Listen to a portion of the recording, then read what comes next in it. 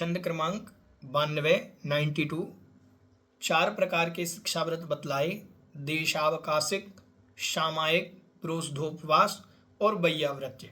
अब इसमें इन चारों में जो सबसे पहला शिक्षाव्रत है वह है देशावकाशिक। तो उसकी परिभाषा बतला रहे हैं कि देशावकाशिक नाम का शिक्षाव्रत क्या है, उसकी क्या परिभाषा है, ये यहाँ पर बतला रहे हैं। उच्चारण देखेंगे।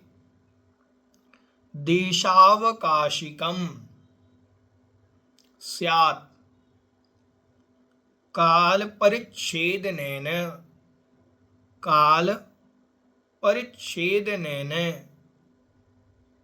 देशस्य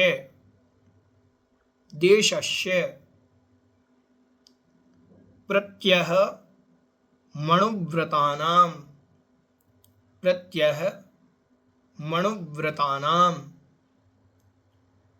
प्रतिसंहारो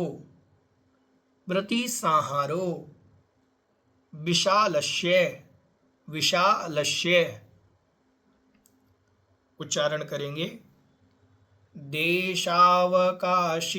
स्यात् कालपरिच्छेदनेन देशस्य प्रत्यहमणुव्रतानां प्रतिसंहारो विशालस्य।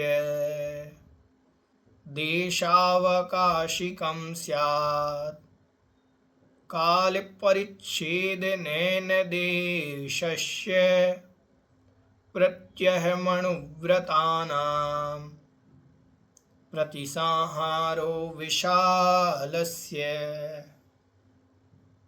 अर्थ देखेंगे। देशावकाशिकम स्यात्, देशावकाशिकम मतलब देशव्रत, स्यात् मतलब होता है या कहलाता है। ठीक है, वह देशव्रत कहलाता है या वह देशव्रत होता है। देशव्रत कौन होता है, क्या होता है? तो कह रहे हैं काल परिच्छेदनेन देशस्य, काल का परिच्छेदन करने से। काल का परिच्छेदन, पहले काल की मर्यादा जो हमने दिग्व्रत में ली थी वो तो जीवन पर्यंत ली थी, लेकिन देशव्रत में जीवन पर्यंत की मर्यादा नहीं लेना। उसमें काल का परिच्छेद करना कि 2 घंटे का नियम, 5 घंटे का नियम, 10 घंटे का नियम, दिन का नियम, रात का नियम, 10 दिन का नियम, 1 माह का नियम, 4 महीने का नियम इत्यादि प्रकार से काल का परिच्छेदन करना।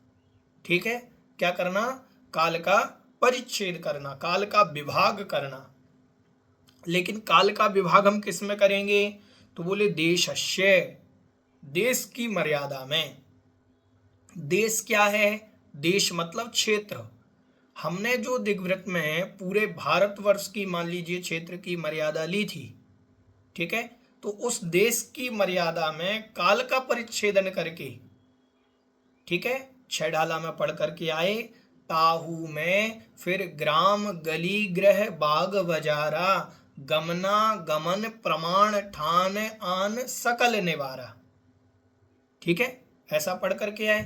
जो हमने दिग्व्रत में मर्यादा ली, उस दिग्व्रत में देशव्रत क्या करेगा? ताहू में, उसमें भी फिर ग्राम गली गृह बाग बाजार। हमने दिग्व्रत में पूरे भारतवर्ष की मर्यादा ली। देशव्रत में क्या हो रहा है? देशव्रत में हमने ये नियम ले लिया कि मैं इस घर में 4 महीने तक रहूंगा, मैं इससे बाहर अन्यत्र कहीं नहीं जाऊंगा। इस नगर में मैं 4 महीने रहूंगा, इस नगर से बाहर कहीं नहीं जाऊंगा। चातुर्मास आदि में नियम लिए जाते हैं, जैसे कि 4 महीने हम इसी नगर में रहेंगे, अन्यत्र नहीं जाएंगे। ठीक है, तो उस देश की मर्यादा को काल के साथ लेकर के बनाना। मैं कब तक नहीं जाऊंगा? 4 महीने तक इस नगर से बाहर नहीं जाऊंगा। ठीक है, प्रत्यहम अणुव्रतानाम। प्रत्यहम, प्रत्यहम मतलब प्रतिदिन। प्रत्यहम का मतलब क्या होता है? प्रतिदिन। प्रतिदिन इस प्रकार की कोई ना कोई मर्यादा करना। प्रतिदिन कुछ ना कुछ नियम लेगा। ठीक है, तो प्रतिदिन जो है वह काल की मर्यादा करेगा। फिर आगे कह रहे हैं अणुव्रतानाम, अणुव्रतियों के प्रतिसाहारः, इस प्रकार का प्रतिसाहार करना, संकुचित करना, कम करना, नियमित करना। ठीक है, प्रतिदिन अणुव्रतियों का इस प्रकार नियमित करना। क्या नियमित करना, क्या निर्धारित करना, क्या संकुचित करना? हमने जो दिग्व्रत में बहुत बड़ी मर्यादा ली थी उसको देश व्रत में कन्वर्ट करना कि आज मैं दिन भर अपने गांव से, अपने नगर से बाहर नहीं जाऊंगा, इत्यादि प्रकार से। विशालस्य, वो विशाल था। कौन? दिग्व्रत। दिग्व्रत का जो क्षेत्र था, विशालस्य देशस्य, ऊपर जो देश शब्द आया, क्षेत्र, देश मतलब क्षेत्र, विशालस्य मतलब बहुत बड़ा, बहुत बड़े क्षेत्र में आपको काल का परिच्छेद करके मर्यादा करनी है।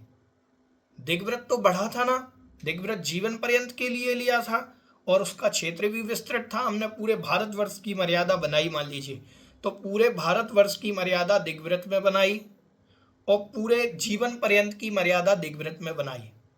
देश व्रत में हम बना लेंगे कि हम अपने राज्य से बाहर 1 साल तक नहीं जाएंगे।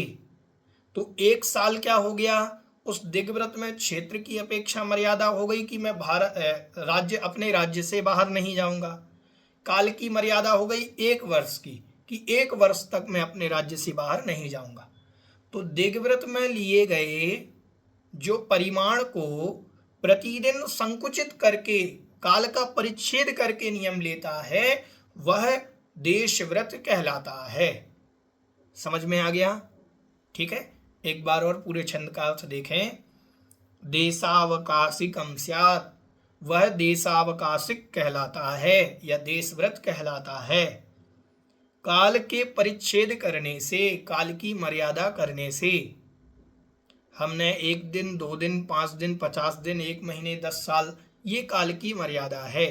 इस प्रकार काल की मर्यादा करके, देशस्य मतलब क्षेत्र का, क्षेत्र को एक नियमित कर लेना। किसी क्षेत्र को जो हमने दिग्व्रत में मर्यादा ली थी, उस क्षेत्र को कुछ समय के लिए छोटा करके कि हम इतने समय के लिए इस क्षेत्र में जाएंगे। प्रत्यहम, प्रतिदिन इस प्रकार के अणुव्रतानाम, अणुव्रतियों का, जिनने अणुव्रत धारण किए हैं उन अणुव्रतियों का प्रतिसाहारो, प्रतिसाहार करना। प्रतिसाहार मतलब संकुचित करना, क्षेत्र को संकुचित कर लेना। ठीक है, काल को संकुचित कर लेना। विशालस्य, बहुत बड़े क्षेत्र को, ठीक है, जो बहुत बड़ा स्थान था जो हमने दिग्व्रत में ले रखा था उसको संकुचित करना। ठीक है, ये देशव्रत कहलाता है। समझ में आया? अब यहां पर एक बात और स्पष्ट होती है। देखो, इन्होंने लिखा प्रत्यहम अणुव्रतानाम, अणुव्रतियों को प्रतिदिन ऐसा करना चाहिए। कुछ लोग प्रश्न करते हैं, क्या हम अणुव्रत अकेले ले सकते हैं?